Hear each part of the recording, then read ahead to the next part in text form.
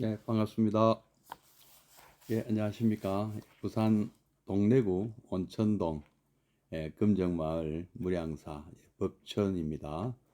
법천 스님과 함께하는 불교 공부방 밴드에서 매주 화요일, 수요일 라이브로 찾아뵙고 있습니다. 오늘 불기 2568년 2월 14일 수요일 2월 13일 화요일 죄송합니다. 2월 13일 화요일 암경 27번째 시간을 시작하도록 하겠습니다. 예, 정갈보살님, 예, 반갑습니다. 예, 과세 안녕하셨습니까? 예, 예. 자, 그러면 3기열회부터 시작하도록 하겠습니다.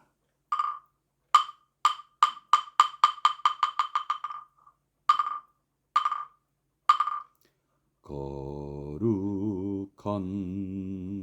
부처님께 귀합니다.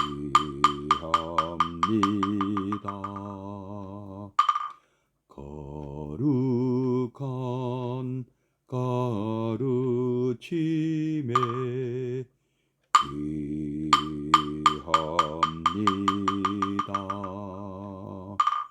거룩한 승가에게 귀합니다.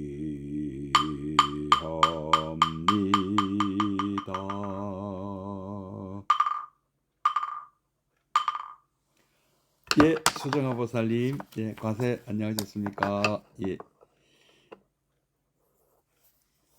예, 그러면 오늘 불기 2568년 2월 13일 화요일 암경 27번째 시간 함께 하겠습니다. 예, 동일스님 반갑습니다. 과세 안녕하셨습니까? 자, 오늘 그 암경 오늘 146페이지 마츠다니 후미오 교수님이 쓰시고 현암사에서 발간한 암경 해설서입니다. 제목은 암경입니다만은 암경 전체를 다룬 책은 아니고요. 암경 내용 중에 아주 일부를 발췌해서 마츠다니 후미오 교수님 특유의 논조로 해설을 한 책입니다.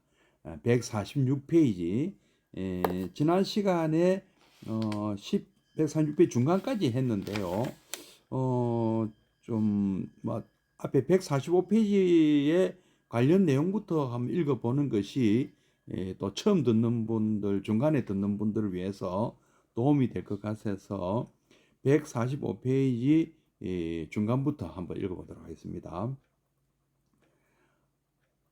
부처님께서는 이런 말씀으로 질문한 바차에게 다일렀다.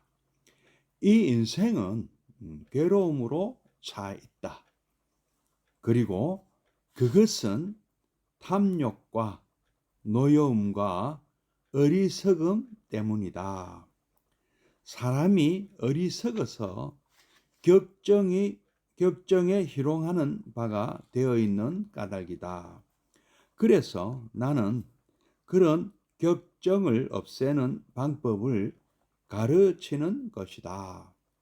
이리하여 그 격정이 없어지고 보면 불안이니 괴로움이니 하는 것도 없어질 수밖에 없다. 그것은 마치 훨훨 타오르던 불도 그 땔감이 다하고 나면 꺼져버리는 것과 같다. 그것을 나는 열반이라 하는 것이다. 이런 설명을 듣고 바차는 크게 깨달은 바가 있어서 그로부터 일생을 통해 충실한 불교 신자가 되었다고 한다. 그것은 어쨌든 여기에 전개된 문답은 불교의 이상인 열반에 대해 매우 구체적으로 해명하고 있다.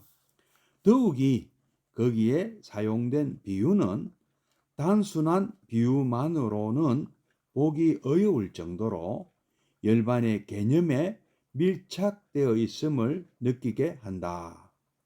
대저 열반이란 그 원어 빨리어 원어로 니바나 또 산스크리트어로는 니르바나 또는 니르와나의 뜻을 캐어볼 때 불이 꺼진 상태이기 때문이다. 이런 수로를 부처님께서는 어디로부터 가져왔던 것일까? 이런 문제를 캐기란 쉽지 않겠지만 요컨대 그 출처는 부처님 사상 자체에 있었던 것이라고나 해야 될 것 같다. 앞에서도 언급한 바이나 아주 초기에 속하는 부처님 설법 중에 연소라는 제목으로 전해지는 경이 있다. 유럽의 불교 학자들은 이것을 예수의 산상수훈에 비교하여 산상설법이라고 부르기도 한다. 예, 지난 시간에 여기까지 읽어봤습니다. 뭐 열반에 대해서 뭐 더 이상 구구절절하게 설명하지 않아도 일단 정의를 딱 내리신 것 같아요. 예, 뭐 이해는 충분히 할 수 있습니다. 우리가 열반을 체득하기는 어렵지만 이게 무슨 말씀인가 하는 거는 어느 정도 이해가 가능할 것 같아요. 다시 한번 읽어보면은요. 이 세상은 괴로움으로 가득 차 있다. 그렇죠. 뭐 우리는 고해에 살고 있습니다. 뭐 그 생로병사 우비곤에 또 특히 행고 뭐 오만 많은 그 고통이 많이 있지만은 우리는 이런 고통이 일단 근원에 깔려 있죠. 그리고 뭐 구부득고 애별리고 원증해고 같은 그리고 우리가 오음선고 오치용고 또는 오치용고라고 한마디로 우리가 이런 몸을 받고 살아있다는 이 자체가 윤회고지요. 윤회고 우리가 택한 길이 사실 우리가 택한 길인데 기억은 잘 안 나지만 우리가 지은 업 때문에 우리가 지금 받은 우리 업보의 몸이죠. 이것이 지금 우리의 인생이지 않습니까? 또 부처님 사성제 말씀 중에 고성제 또 말씀이고요. 그리고 그것은 소위 말하는 탐진치, 삼독심 때문이다. 탐욕과 노용과 어리석음 때문이다. 그래서 우리는 괴롭다. 사람이 어리석다 보니까 이 참 격정에 사로잡혀서 참 쓸데없는 선택을 하고 결국 그 때문에 우리는 윤회를 한다. 이것도 우리 집성제에서도 이런 말씀이 나오지 않습니까? 사성제 말씀 중에서요. 나는 그래서 그런 격정을 없애는 방법을 가르치는 것이다. 그것을 이런 현상이 있고 고라는 현상이 있고 이 고라는 것의 원인은 이런 것이고 또 그것은 해결이 되고 그 해결하는 방법까지 이렇게 쭉 말씀해 주신 사성제 법문이 있지 않습니까? 그것이 이제 부처님 설법 내용이지 않습니까? 그리하여 그 격정이 없어지고 보면 다 사라지면 그게 바로 고멸성제죠. 불안이니 괴로움이니 하는 것도 없어질 수밖에 없다. 그것은 그 상태가 고멸이 된 그 상태가 마치 헐헐 타오르던 불도 어떠한 불도 그 땔감이 다 하고 나면 뭐 양초 같은 경우는 양초가 다 타고 없다면 또 우리가 장작 뿌리면 장작이 다 타고 없다면 또 우리가 연탄불이라면 연탄이 다 타고 재가 돼 버리면 꺼져 버리는 것이 아니냐. 그래서 그 타오르던 불이 꺼지는 것, 그 정멸, 완전 연소, 이것을 열반이라고 한다. 그래서 실제로 그 열반이라는 이거는 인도말 니르바나 또는 니빠나에서 왔는데 이것은 불이 꺼진 상태를 의미한다 원래. 글자 그대로 그거 다 탐진치를 불로 비유했고 그 불이 꺼진 상태가 바로 열반이다. 이렇게 설명하고 계시지 않습니까? 그래서 이런 설명을 듣고 난 바차는 크게 깨달은 바가 있어서 그때부터 불자가 되었다고 합니다.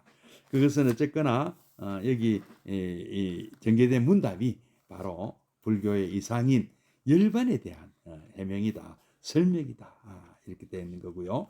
근데 이런 그 비슷한 또 얘가 기독경에 이 산상, 예수님의 산상수훈. 근데 왜 이게 산상수훈에 비교해서 상상설법이라 했느냐? 산에서 설명하신대요.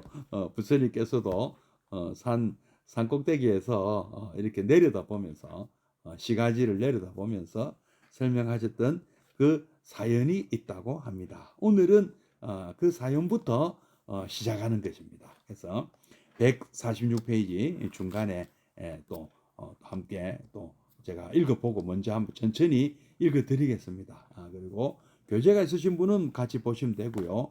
교재가 없으셔도 제가 천천히 한번 읽어드리겠습니다. 예, 수미정 보살님, 예, 반갑습니다. 예, 과세 안녕하셨습니까? 새해 복 많이 받으십시오. 그것은 부처님께서 전도를 시작한 지 얼마 되지 않은 때의 일이었다. 바라나시 교회에 있는 이시파타나 미가다야 녹야원으로부터 다시 마가다 왕국의 우르베라, 바로 부처님께서 정각을 이루신 곳으로 돌아온 부처님께서는 거기서 많은 제자를 얻게 되었다. 그 수요는 1000명에 달했다고 한다. 그 제자들을 모두 이끌고 부처님께서는 다시 그 마가다 왕국의 수도인 라자가하 왕사성으로 떠나갔던 것이지만, 그 출발에 즈음하여 그는 제자들과 함께 가야시산이라는, 한자로는 상두산이라고 합니다, 올라간 일이 있다. 산상에 올라서 바라보며 추억 많은 땅들이 눈앞에 펼쳐졌다.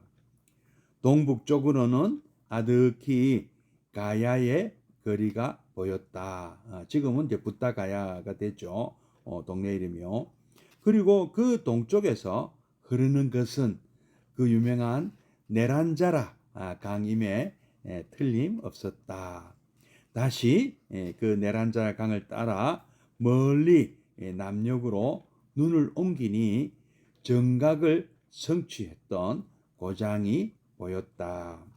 이 장한 조망을 발 아래 놓고 부처님께서는 새 제자들 1000명에게 말씀하셨다.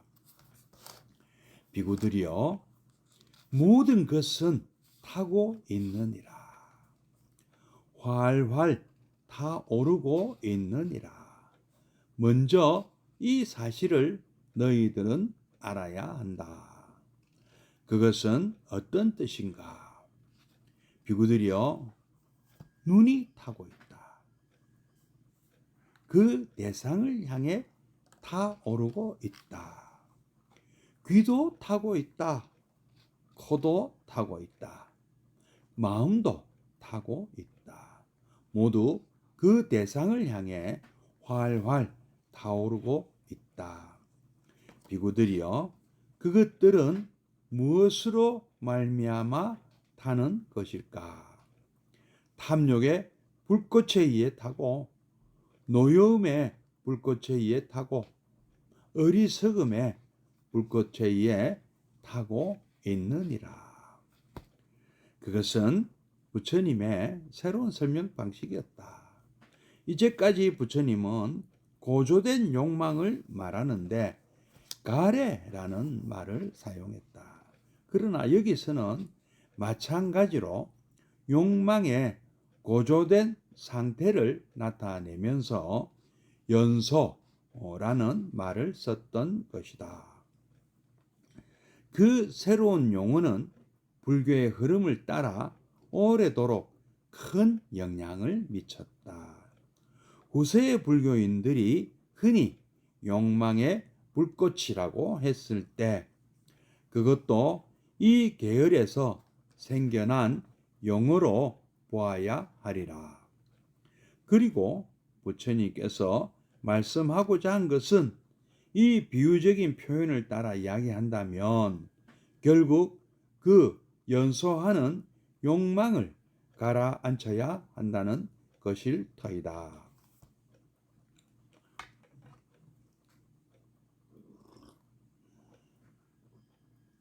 그리고 번뇌의 불꽃이 완전히 꺼질 때 거기에 나타나는 시원하고 편안한 경지, 그것이 열반임에 틀림없다.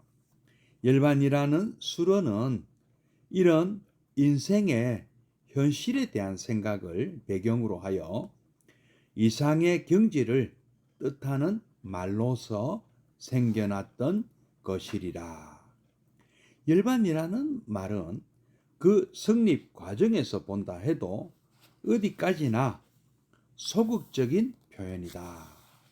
깊은 생각 없이 이를테면 천국이니 극락이니 지복이니 하는 말에 비교 매우 매력이 없는 말이라고 여기는 사람도 있을 것이다. 또 후세의 불교인 중에는 이것을 소극 무위의 경지라고 잘못 생각한다든지 회신멸지, 육체적 또는 정신적 작용이 완전히 끊어져 버린 상태의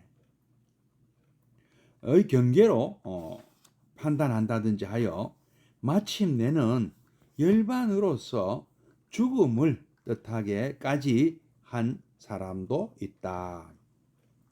그러나 이런 것이 가당치 않은 해석임은 말할 나위도 없는 일이다. 그러면 눈을 돌이켜 이 장의 첫머리에 인용한 글을 검토해 보자. 그것은 잠부카다카라는 외도가 사리푸타를 찾아와서 벌인 문답이다.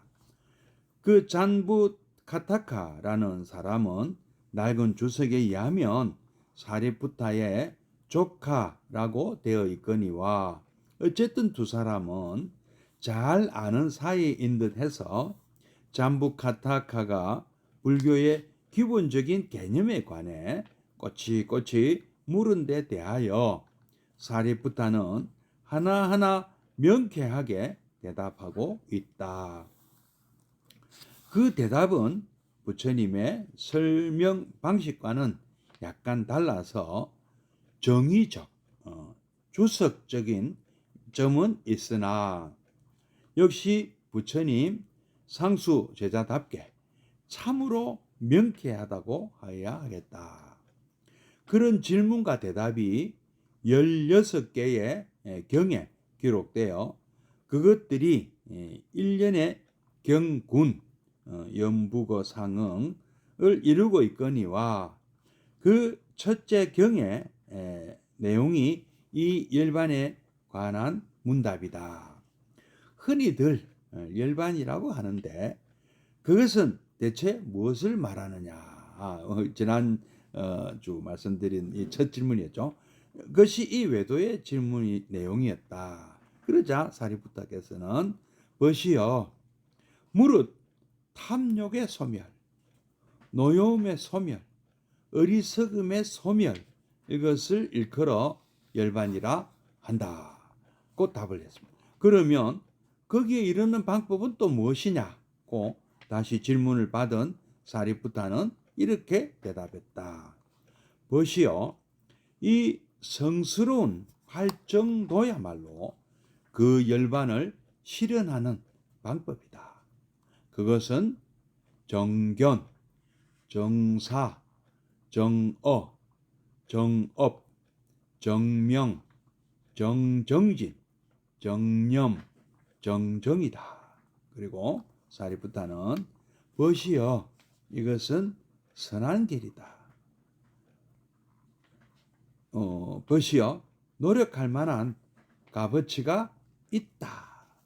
라는 말을 덧붙였다. 예, 예수님 목사님, 예, 반갑습니다. 참으로 명쾌한 주석이어서 열반에 관한 설명은 이것으로 충분한 것 같다. 여기에 딴 말을 덧붙인다는 것은 오직 그 개념을 모호하게 만들 뿐인지도 모르겠다. 그러나 나는 현대의 학자로서 한 가지만 거기에 덧붙이고 싶은 말이 있다. 그것에 의해 현대인들은 어쩌면 일반의 개념을 더 잘 이해할 수 있을지도 모른다고 생각하기 때문이다. 그것은 이런 인간의 이상을 생각해 낸 것은 결코 불교만이 아니라는 사실이다. 만약 이런 이상이 불교만의 주장이었다면 우리는 도리어 의심스러운 마음으로 다시 한번 그 관념을 검토해 보아야 했을지도 모른다. 그러나 널리 세계의 온갖 사상의 역사를 살필 수 있는 현대인의 입장에서 볼 때 그것은 결코 불교만의 전유물일 수는 없는 것이라 하겠다.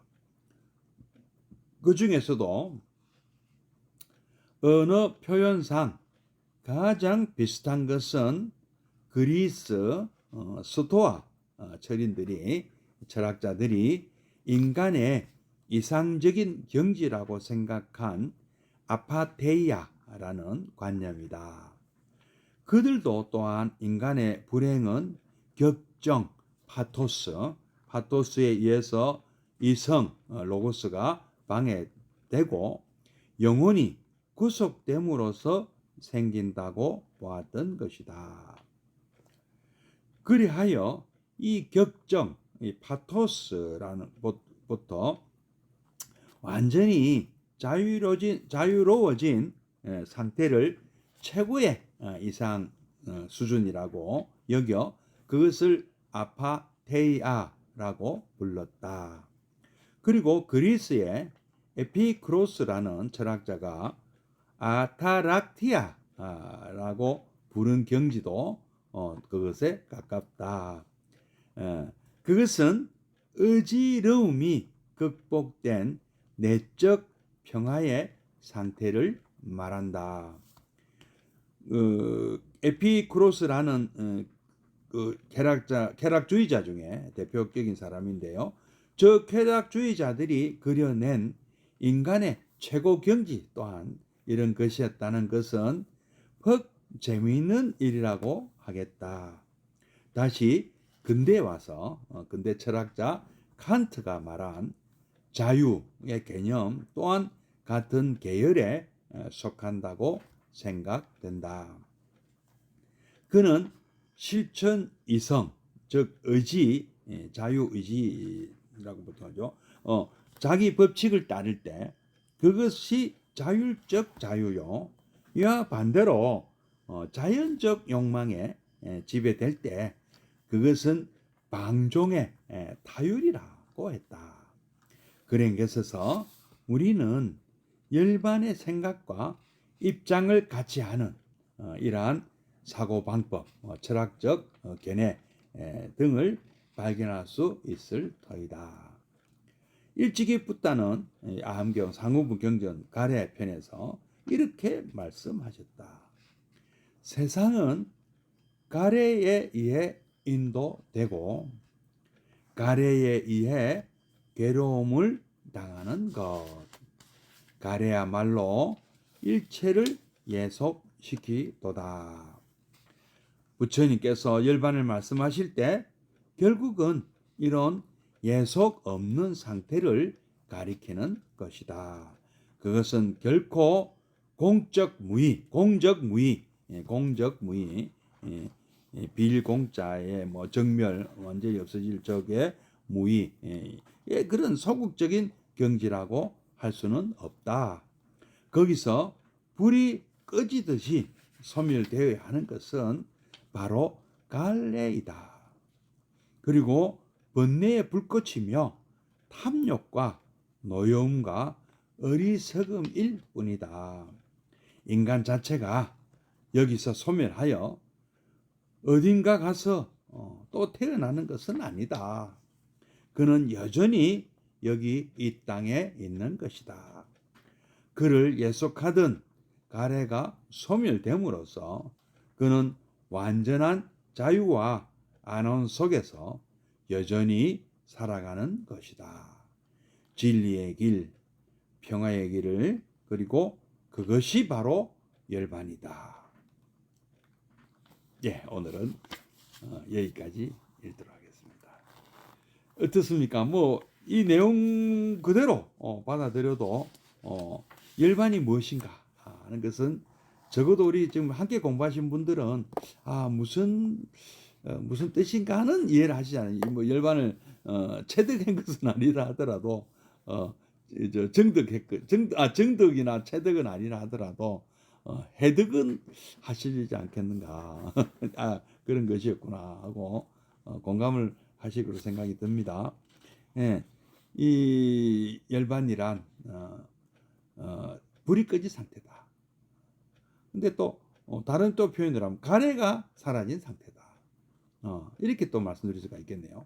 가래는 바로 그 12연기의 그 중간에 나오지 않습니까? 우리는 무명으로 비롯된 행을 하고 그 때문에 또 식이 또 생기고 또 식으로부터 우리가 명색이 또 비롯되고 연하여 명색이 또 생기고 그 명색이 또 받아들이는 유깁이 있죠. 유깁이 감각기관을 통해서 우리는 외부 세계를 접촉하게 되고 고장 여사님 반갑습니다. 그래서 또 우리는 또 느끼게 되고 거기서부터 우리는 가래가 생긴다 하잖아요. 그래서 그 가래로 또 우리는 취하게 되고 또 그 때문에 우리는 유라는 어떤 그 바바라는 이런 것이 생겨서 거기서 또 우리는 발생한다, 태어난다. 그래서 우리는 그 태어남으로 인해서 늙고 죽게 된다. 뭐 12연계 안에서 애가 굉장히 중요한 것이고 바로 그 가래라는 것을 소멸시킴으로 해서 우리는 12연기라는 이 윤회의 고리를 끊는 것이잖아요.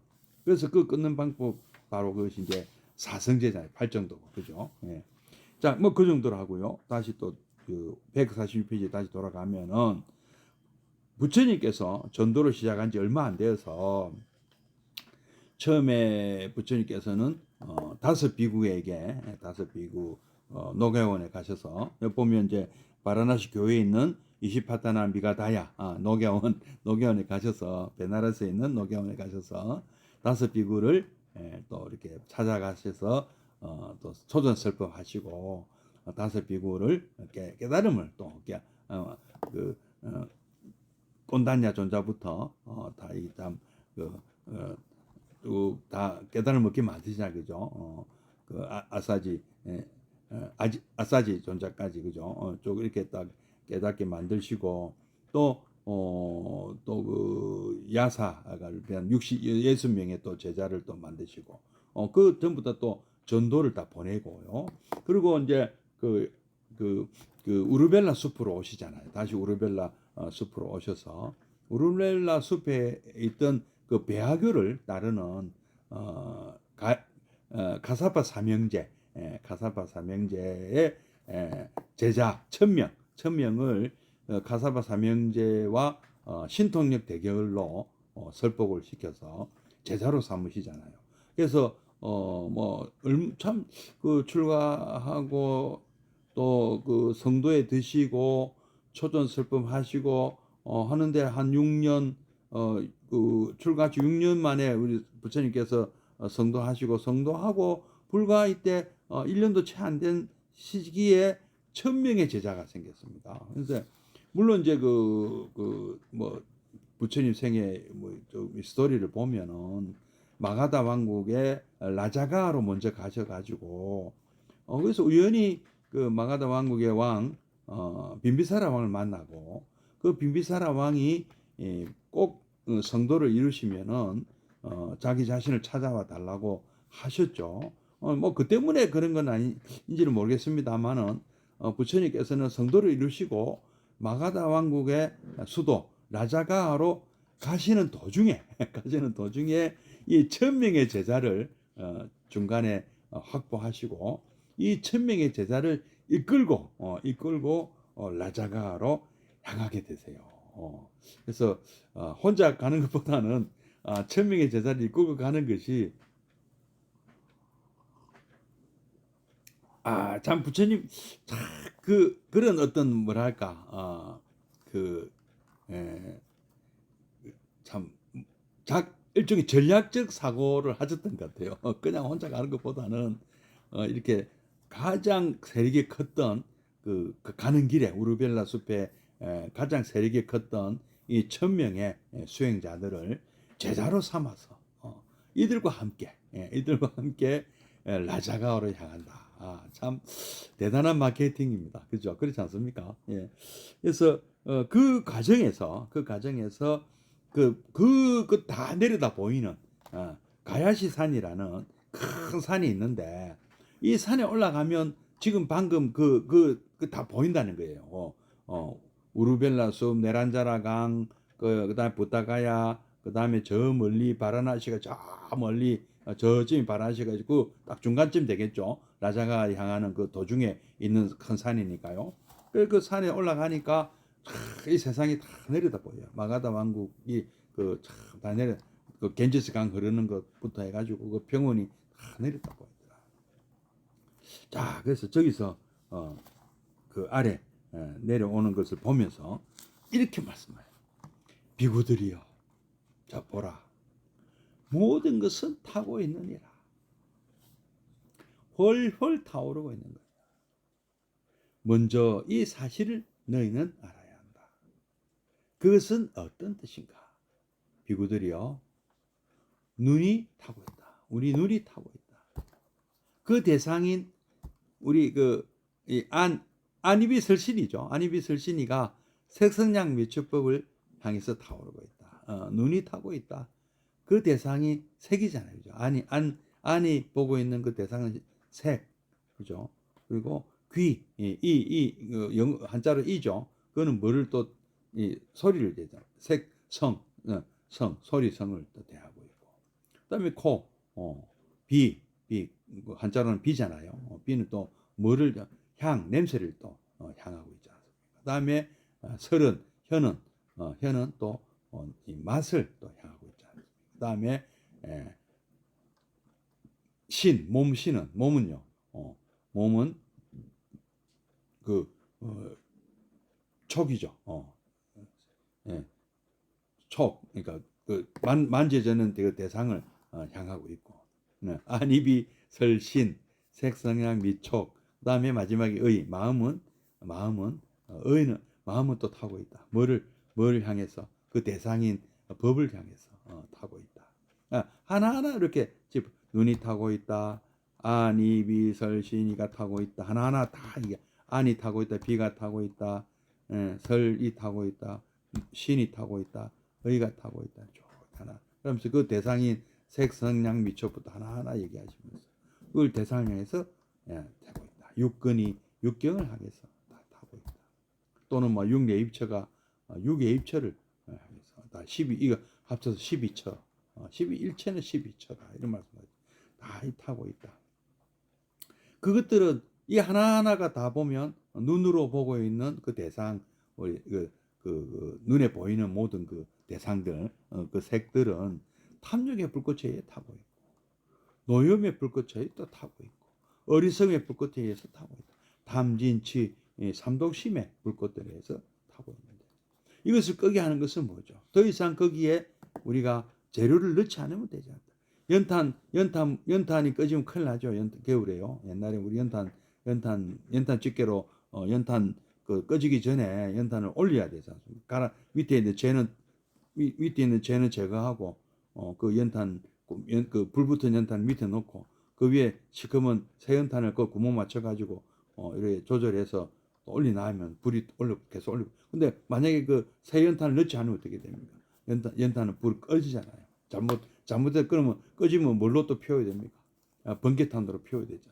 그래서 더 이상 번개탄이고 연탄이고 제공을 안 하면 꺼지잖아요. 그 제공하는 그 연료가 무엇이죠? 바로 우리의 담, 진, 치를 우리는 자꾸 공급을 하니까 이게 타는 거예요. 아까 12연계도 마찬가지입니다. 우리는 촉수를 안 하면 되는 거예요.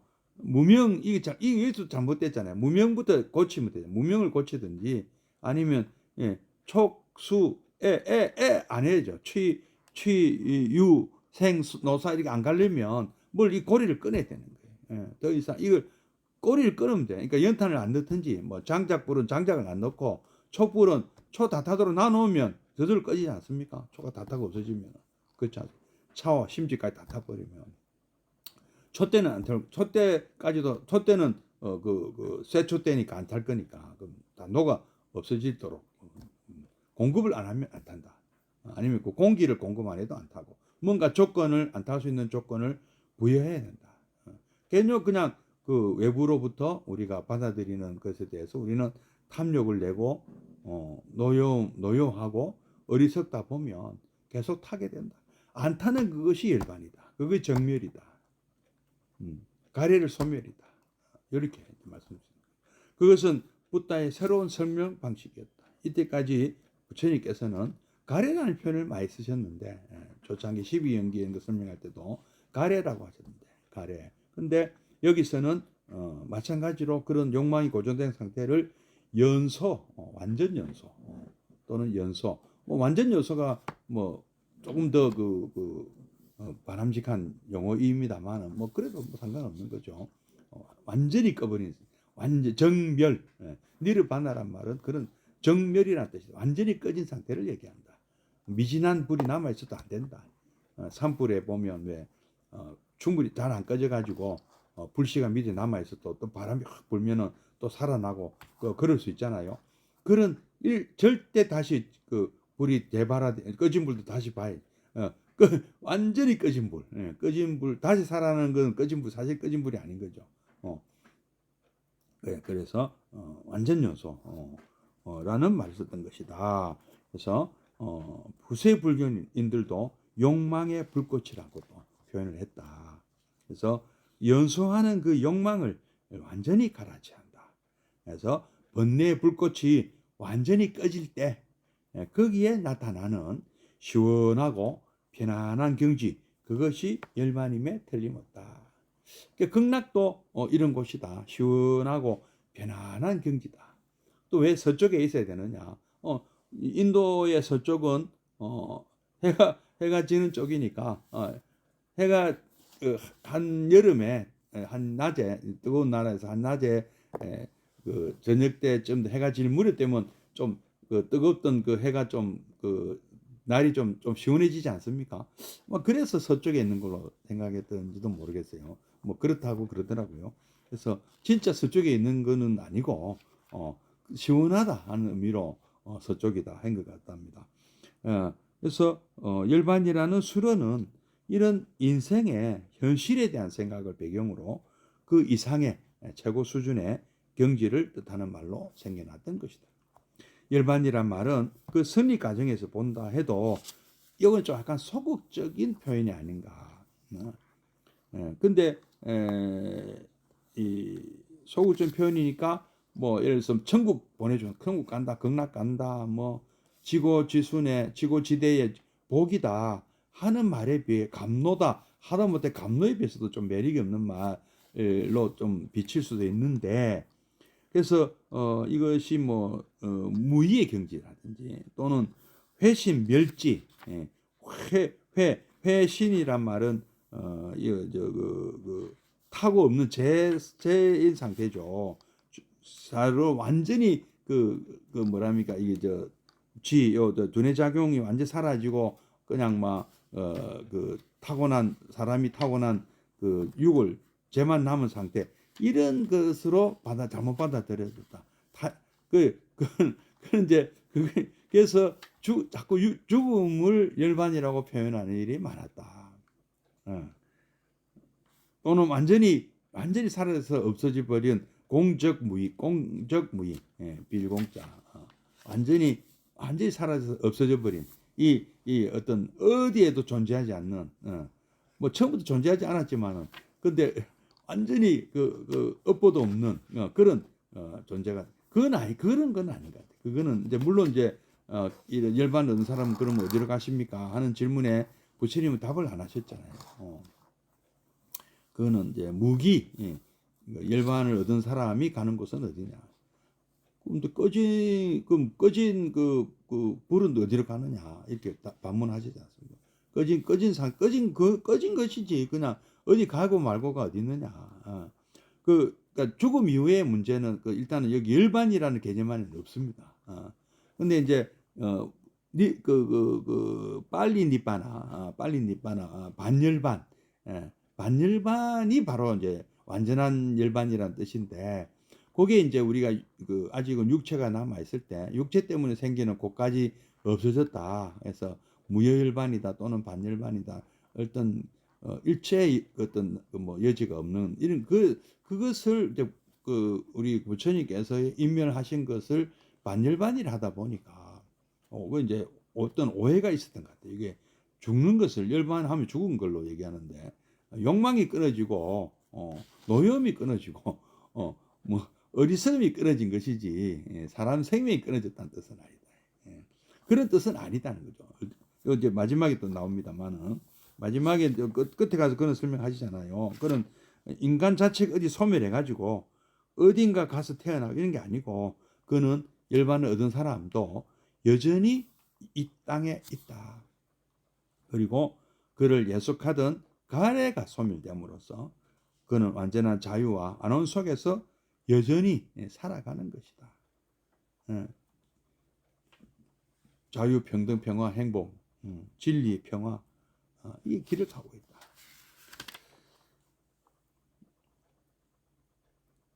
그래서 잠부 카다카라는 외도가 사리푸타를 찾아와서 지난주에 그 내용을 다시 한번 또 거론을 하는데요. 사리푸타의 조카, 뭐 삼촌, 뭐 이런 분들이 자주 잘 나타나더라고 경전에요. 사리푸타가 마가다 왕국에서 아주 대단한 브라만 집안이었다고 합니다. 그러다 보니까 그분 주변의 인물들도 전부 대단한 종교 사상가들이다. 뭐 니칸타 나타푸타의 제자도 있고요. 산자야 벨라티푸타의 제자도 있고요. 뭐 하여튼 대단한 브라만 집안이라 굉장히 참 형제도 많았고 가족도 친척도 많고 또 사리푸타 본인도 정말 마가다 왕국에서 최고 수제로 였다고 합니다. 하여튼 근데 본인 스스로 남의 말을 듣기는 해도 전부 저 사람들 얘가 전부 안 하다 따릅니다. 사리부터 볼 때 막 수많은 사람들이 와서 이렇다 저렇다 하는데 하나도 마음에 안 돼. 자기가 생각할 때는 진리가 아니구나 저 사람들은. 근데 그 중에 이제 또 참 재미있는 사람이 나타났잖아요. 산자야 벨라티푸타는 진리라는 그런 어떤 형이상학적인 진리라는 것은 인간의 힘으로 알 수 있는 게 아니다. 네가 뭐 우주 창조 창조주가 우주를 창조했다는데 그걸 네가 봤냐? 어떻게 확인이 가능하냐? 저 사람들이 정말로 그걸 보고 하는 얘기는 아니지 않느냐? 창조신이 있을 수가 없는데 보고 얘기하는 얘기냐? 네가 뭐 영원히 영원 하는데 영혼을 네가 봤느냐? 아트만을 봤느냐?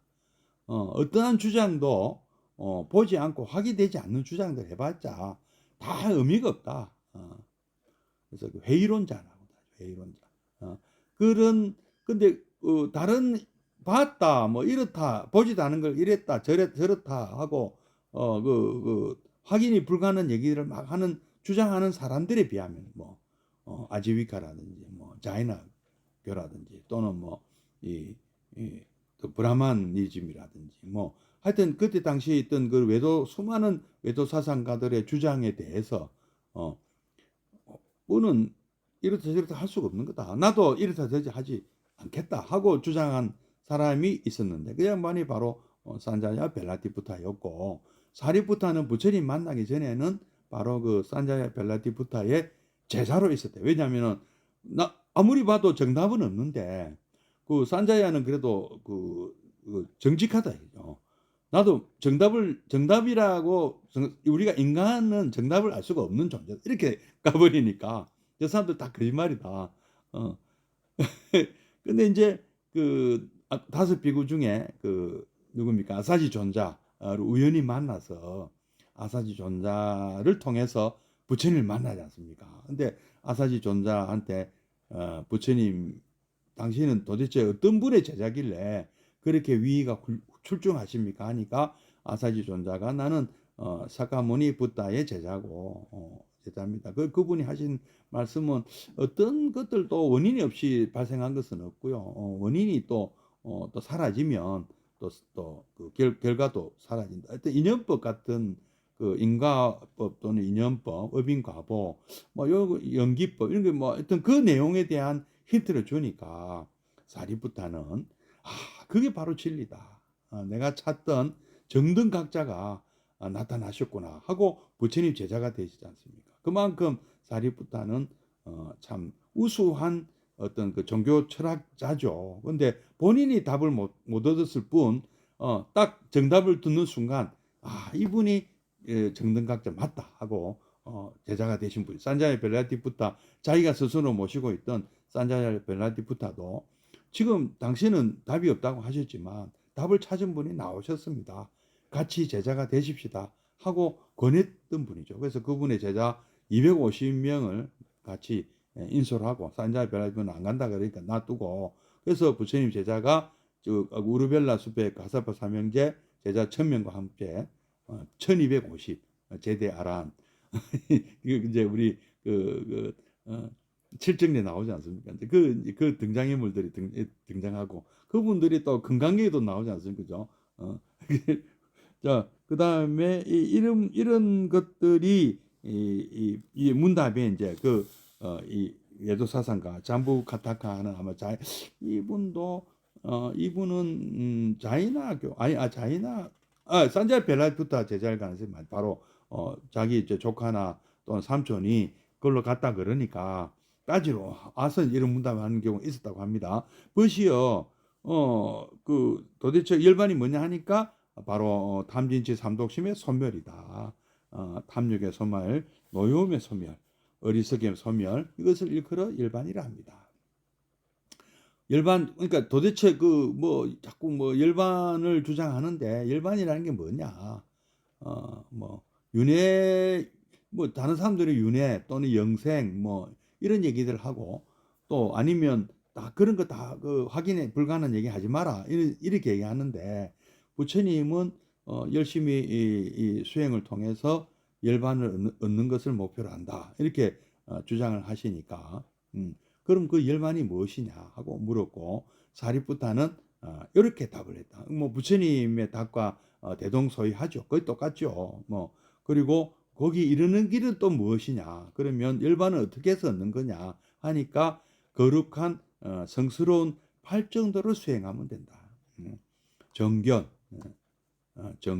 바른 견해를 가지고 정사, 늘 바르게 사유하고 정어, 어느 생활을 바르게 하고 정업, 바른 수행이라든지 마음가짐이랄까 이런 거 같고 정명 또 바른 또 생활 자세, 직업 이런 거 얘기하고 그다음 정정진 바른 노력, 노력도 바른 노력을 해요. 그다음에 정념, 사티라 그러지 않습니까? 늘 깨어 있어야 되고 정정, 또 바른 집중, 또 아주 삼매, 바른 삼매를 또 해야 된다. 이런 것을 통해서 열반이 가능하다. 노염이나 탐욕이나 노염이나 어리석음에서 벗어날 수가 있다. 사성제 팔정도의 가르침을 또 얘기합니다.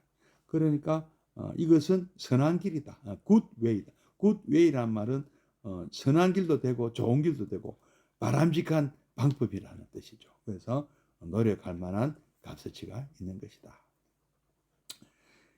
그래서 이제 이 사리부타는 이제 이렇게 부처님에 비하면 상당히 좀 뭐랄까 선생님 같은 좀 이렇게 이제 표현을 어떻게 했냐면은 정의적이고 주석적이다 하는. 그래서 또 이분의 사리부타의 설명이 또 더 좋다 하는 분도 있었다고 합니다. 뭐 부처님 설명이 더 훌륭하다는 것이 대부분이었고, 조금 그 이해가 안 됩니다. 우리 부처님한테 자꾸 설명해 주세요 하기 어려운 사람들은 사리부타에게 부탁을 하면 또 약간 다른 각도로 또 설명을 또 해줬다고 하지 않습니까? 예. 그래서 이런 생각은, 우리가 이런 생각은 불교만 이렇게 얘기한 것이 아니다. 또 재밌는 이 또 설을 마츠다니 후미오 교수님 아마 서양 철학에 대해 또 굉장히 조예가 많으신 분 같네요. 그래서 뭐라고 했느냐 하면은 그리스 철학, 소위 여러분 잘 아시는 스토아 학파에서 아파테이아라는 개념을 주장했거든요. 우리가 어떤 인간의 인간의 가장 이성적인 그 경지랄까 이런 것은 그 경지의 수준이 아파테이아다. 아파테이아라고 했는데, 아파테이아는 우리가 갖고 있는 어떤 그 감정적인 이런 요소에서 발생하는 그런 흥분이라든지 또 열을 내고 그래서 감성에 좌우되는 것을 이제 파토스라고 하지 않습니까? 그래서 로고스가 파토스 때문에 방해를 받고, 이성이 방해를 받고 영혼도 거기 이제 구속돼 버린다. 그래서 여기서부터 벗어나는 그 상태를 최고의 이상적인 수준이다. 그래서 그런 것을 아파테이아라고 불렀다. 어째 일반하고도 좀 약간 닮은 그 개념인 것 같아, 그죠? 그리고 또 그 쾌락주의자 철학자인 에피쿠로스도 또 비슷한 개념의 아타락티아.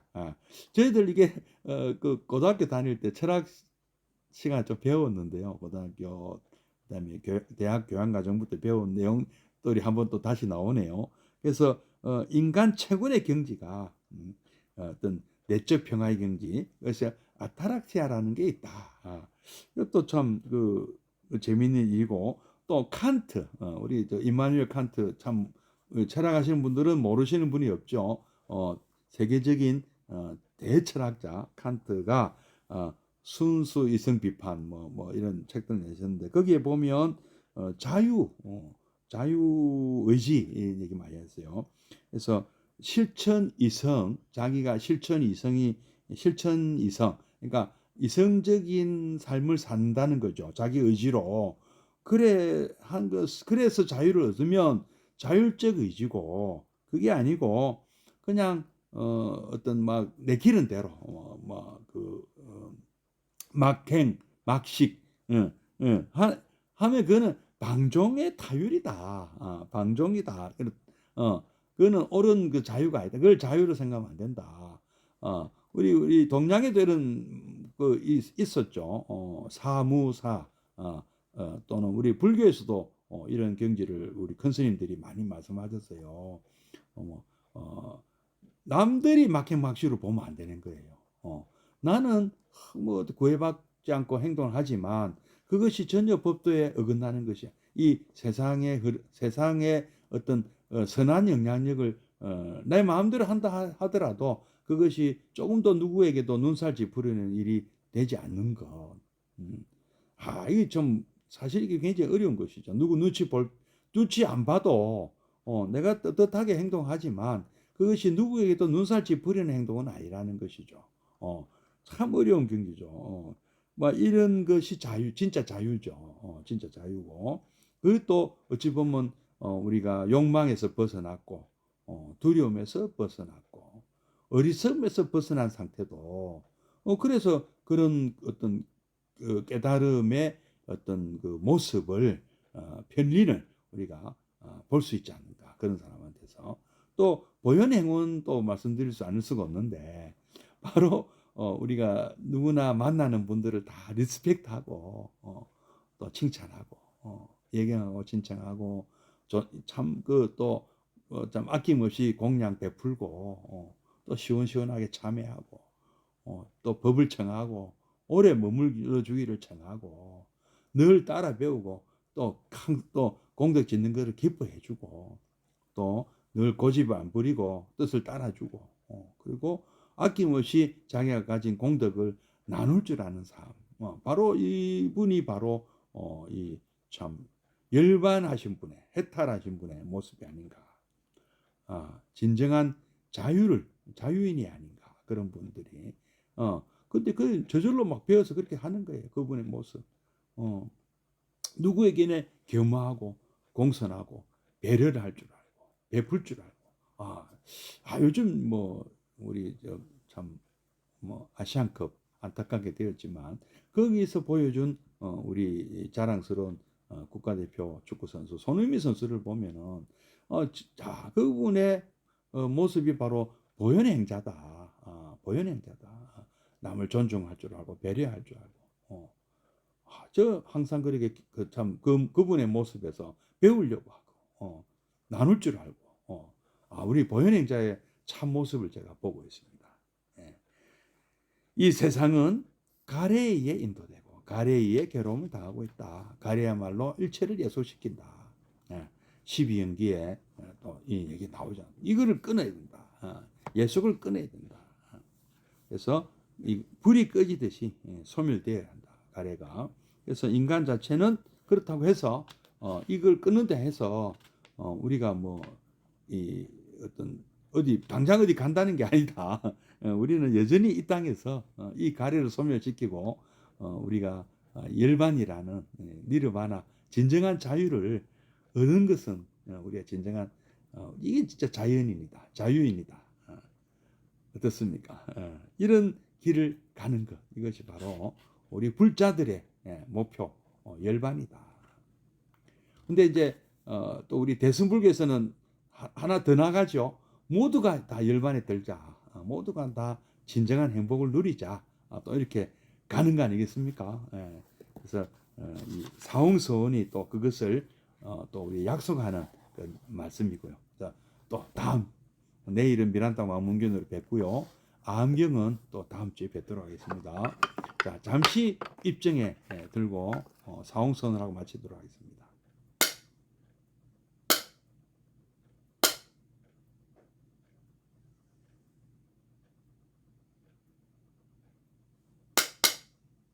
입정 바로.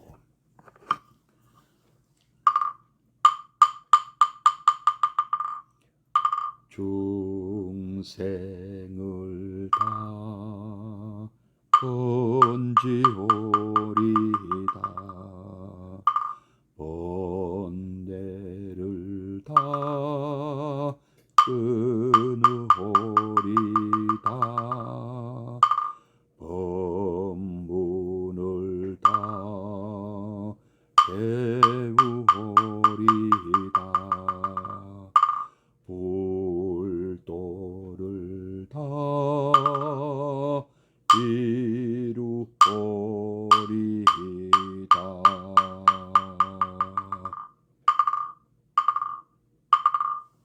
예, 여행고살님, 가사 아니었습니까? 자, 모두들 새해 복 많이 받으십시오. 성불하십시오.